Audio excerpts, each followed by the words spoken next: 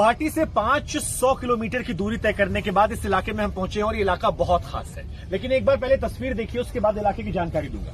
यहां से लेकर दूर दराज तक जहां तक आपकी नजर जाएगी, सिर्फ और सिर्फ आपको पानी नजर आएगा, जो ये दर्शा रहा है कि असम जो है इस वक्त बाढ़ से करा रहा है। अब आपको इस जगह के बारे में बताता हूं मैं। ये जगह जो है ये सीएम सर्बानंद सोनोवाल का पंचायती क्षेत्र है। यहां से ठीक थोड़ी दूरी पर उनका गांव है, जहां पर उनका घर भी मौजूद है।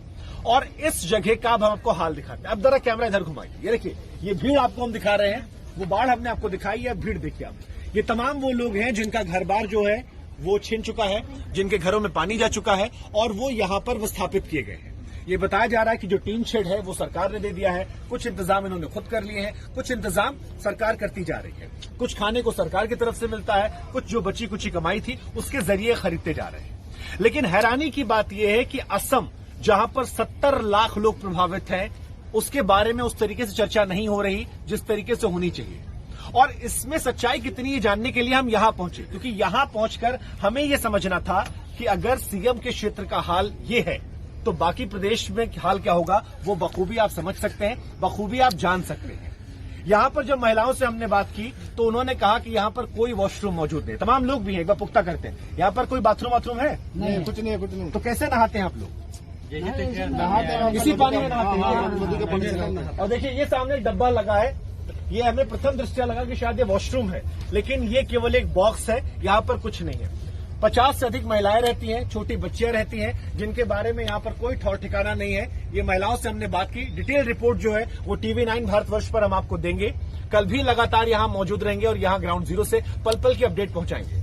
लेकिन अब सोचिए आप स्वच्छ भारत के बारे में, क्योंकि यहां पर कुछ व्यवस्था नहीं है। 3 महीने से बाढ़ का पानी जो है यहां पर आ चुका है। 3 गांव ऐसे हैं जो आसपास के डूब चुके हैं, ठौर ठिकाना है नहीं। आगे जीवन कैसे चलेगा इसके बारे में कोई पता नहीं।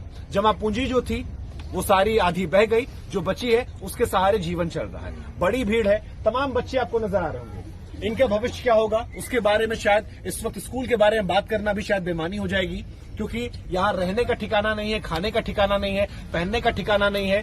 तो स्कूल क्या होगा और कैसे पढ़ेगा इंडिया, कैसे बढ़ेगा इंडिया, इस बारे में बात करना शायद बेमानी हो जाएगी। मेरी कोशिश बस इतनी थी कि यहां पर ग्राउंड जीरो से ये सबसे सटीक जगह है जहां से आपको हाल दिखाएं, क्योंकि सीएम क्षेत्र का अगर हाल ये है तो बार बार मैं कह रहा हूं कि बाकी प्रदेश का हाल क्या होगा ये आप सोच सकते हैं। और ये आलम तब है जब स्टेट में सरकार जो है बीजेपी की है, सेंट्रल में सरकार बीजेपी की है, यानी डबल इंजन की सरकार है जिसके नाम पर वोट मांगा गया था।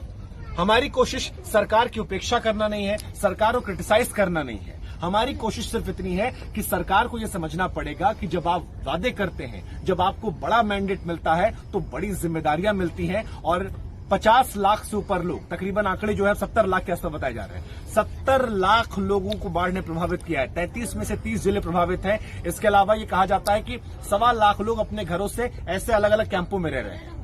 तो इतनी बड़ी संख्या अगर प्रभावित है तो इसके बारे में सरकार को जिम्मेदारी लेनी चाहिए, प्रशासन को लेनी चाहिए और मीडिया को भी जिम्मेदारी लेकर यहां आकर रिपोर्टिंग करनी चाहिए, ताकि सच्चाई जो है वो सामने आ सके और यहां के लोगों की मदद मिल सके, क्योंकि असम जो है वो डूब रहा है। असम में बाढ़ त्रासदी जो है वो कितनी भयावह स्थिति में है, इसको कवर करने के लिए लगातार ग्राउंड जीरो से हम आप तक रिपोर्ट पहुंचा रहे हैं। और फिलहाल हम गुवाहाटी से तकरीबन 500 किलोमीटर की दूरी तय करने के बाद यहां के मुख्यमंत्री जो हैं सर्बानंद सोनोवाल, उनके गांव पहुंचे हैं। ये जो इलाका है उनकी पंचायत का इलाका है और यहां पर हाल क्या है इसको देखकर आप असम का हाल समझ सकते हैं। ये तस्वीर हम आपको दिखाते हैं। देखिए, यहां से दिखाना शुरू करते हैं।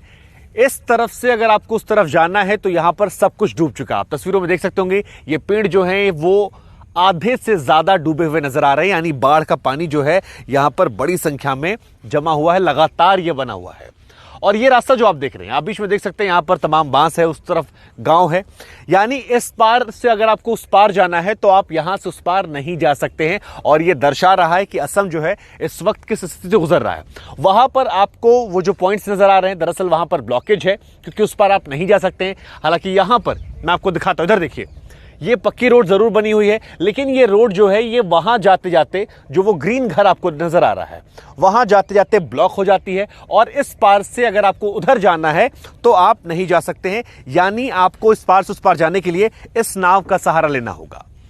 अब ये स्थिति तब है जब यहां से निकलकर, यानी इस पंचायत से निकलकर एक व्यक्ति प्रदेश का मुख्यमंत्री बना है और उसकी जगह पर हम पहुंचे हैं। यकीन मानिए बहुत लंबा सफर था। गुवाहाटी से 10 घंटे का यह सफर है, तकरीबन 500 किलोमीटर का, जो तय करने के बाद हम यहां पहुंचे। यहां पहुंचना इसलिए जरूरी था ताकि हम आपको यह दिखा सकें कि ग्राउंड जीरो पर कहानी क्या है, क्योंकि यह सीएम का इलाका है और अगर सीएम के इलाके में स्थिति यह है तो प्रदेश से समझने में शायद बहुत मुश्किल नहीं होगी। अक्सर लोगों को शिकायत रहती है कि दिल्ली की जो मीडिया है वो यहां नहीं पहुंचती है। हमें लगा जब ग्राउंड जीरो पर हम पहुंचे ही हैं तो क्यों ना आपको वो स्थिति दिखाएं जो शायद आपने पहले कैमरे पर नहीं देखी होगी, और यहां आने के बाद कई सारे सवाल होंगे जो आपके मन में भी होंगे और अब खड़े होने शुरू हो जाएंगे। ये पेशकश हमारी लगातार जारी रहेगी। TV9 भारतवर्ष पर पूरी डिटेल रिपोर्ट आपको दिखाएंगे, लेकिन ये क्लिप आपको दिखाने समझाने के लिए कि असम इन दिनों किस हालात से गुजर रहा है और क्यों दिल्ली से लेकर गुवाहाटी का ध्यान जो है वो असम के इन इलाकों पर अब ज्यादा फोकस होना चाहिए, क्यों ज्यादा ध्यान इधर आकर्षित होना चाहिए। कैमरा पर्सन विपिन के साथ शुभांकर मिश्रा, असम।